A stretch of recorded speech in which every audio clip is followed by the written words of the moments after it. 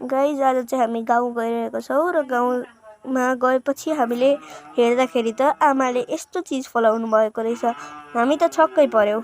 हामी चाहिँ यहाँ गाउँ पुगिसक्दाखेरि यहाँ हाम्रो बाटो बन्दै गरेको अवस्थाले गर्दा झन्डै हाम्रो स्कुटी चिप्ल्यो।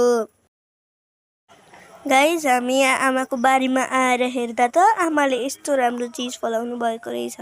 हामी त दङ्गै पर्यौँ। आमा के फलाउनु भएको भनेर सोद्धा त भरे आमाले करेला देखाउनु भयो। करेला चाहिँ ठुला र कलिला थिए। एकछिनपछि आमाले करेला मात्र कहाँ हो र यहाँ मैले डल्ले खोर्सानी पनि फलाएको छु भन्नुभयो। आमाले लु हेर डल्ले खोर्सानी भनेर यत्रो ठुलो डल्ले खोर्सानीको बोट देखाउनु भयो। हामी पनि छक्कै पर्यौँ।